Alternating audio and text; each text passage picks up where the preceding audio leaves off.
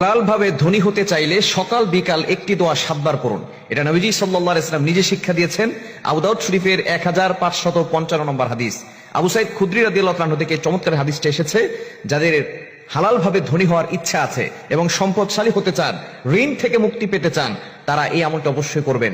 নবীজি সাল্লাল্লাহু আলাইহি ওয়াসাল্লাম একবার তিনি যাচ্ছিলেন, আবু সাঈদ খুদরি রাদিয়াল্লাহু তাআলা তিনি বলছেন, এটা আবু দাউদ শরীফের 1555 নম্বর হাদিস। আবু সাঈদ খুদরি রাদিয়াল্লাহু তাআলা বলেন, নবীজি সাল্লাল্লাহু আলাইহি ওয়াসাল্লাম যখন মসজিদে নববীর পাশ দিয়ে হেঁটে যাচ্ছিলেন, এমন সময় দেখেন আবু উমামা রাদিয়াল্লাহু তাআলা তিনি মসজিদে বসে আছেন। নবীজি সাল্লাল্লাহু আলাইহি ওয়াসাল্লাম ডাক দিয়ে বলেন, ইয়া আবা উমামা, ও আবু উমামা, তুমি এমন সময় মসজিদে কেন যে সময় নামাজের ওয়াক্ত হয় নাই? আবু উমামা রাদিয়াল্লাহু তাআলা ডাক দিয়ে বলেন, ওগো নবীজি, দুশ্চিন্তা ঋণের বোঝা আমাকে মসজিদে নিয়ে আসছে। সাহাবায়ে কেরাম দুশ্চিন্তায় পড়ে গেলে, টেনশনে পড়ে গেলে তারা মসজিদে চলে যেতেন এবং তারা ওযু করে নামাজ পড়ে আল্লাহর কাছে চাইতেন। সাহাবায়ে কেরাম সব সময় আমাদেরকে যে মেসেজগুলো দিয়েছেন যে কোনো বিপদে পড়ে গেলে আল্লাহর কাছে সাহায্য চাইতে হবে। আল্লাহ তাআলা নিজে বলে দিয়েছেন 2 নম্বর পারা 2 নম্বর পৃষ্ঠার 10-11 নম্বর লাইনগুলোতে সূরা বাকারার 152 নম্বর আয়াতে আল্লাহ তাআলা জানিয়ে দিয়েছেন, ইয়া আইয়ুহাল্লাযীনা আমানুস্তাঈনু বিস-সাবরি ওয়াস-সালাহ। সূরা বাকারার 153 নম্বর আয়াত, হে ঈমানদারগণ, তোমরা ধৈর্য এবং সালাতের মাধ্যমে আল্লাহর কাছে সাহায্য চাও। সাহাবায়ে কেরাম বিপদে পড়লে আল্লাহর কাছে সাহায্য চাইতেন।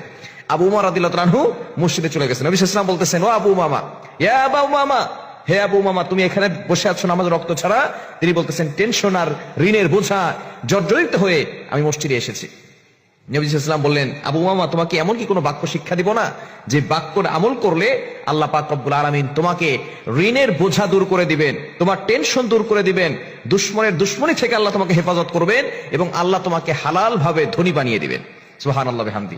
এই আবু উমামা রাদিয়াল্লাহু তাআলা এই আমলটি করছেন সকালবেলা 7 বার, ফজর নামাজের পরে, মাগরিবের নামাজের পরে 7 বার। এই দোয়া পড়ার পরে কিছুদিন পরে আবু উমামা রাদিয়াল্লাহু তাআলা নবীজির কাছে এসেছেন হাদিয়া নিয়ে, ইয়া রাসূলুল্লাহ, আপনি যে দোয়া আমাকে শিক্ষা দিয়েছেন, এই দোয়ার আমল আমি পরিপূর্ণভাবে করেছি, 5 ওয়াক্ত নামাজ পড়েছি, আল্লাহর কাছে দোয়া করেছি, আর এই দোয়াটা বেশি বেশি পড়েছি, ফজরের পরে 7 বার আর মাগরিবের পরে 7 বার করেছি। আল্লাহ তাআলা আমার ঋণের বোঝা দূর করে দিয়েছেন। আল্লাহ তাআলা আমাকে এত পরিমাণ সম্পদ দিয়েছেন যে আমি যাকাত দিতে পারি এবং আপনার জন্য হাদিয়া নিয়ে আসছি। দোয়াটি হচ্ছে, আল্লাহুম্মা ইন্নী আউযু বিকা মিনাল হাম্মি ওয়াল হুজনি ওয়া আউযু বিকা মিনাল আজাজি ওয়াল কাসালি ওয়া আউযু বিকা মিনাল জুবনি ওয়াল বুখলি ওয়া আউযু বিকা মিন গলাবাতিদ দাইনি ওয়া কাহরির রিজাল। বুখারী শরীফের ভিতরে হাদিসটি এসেছে, তবে এটার রিওয়ায়াত একটু ভিন্ন আছে।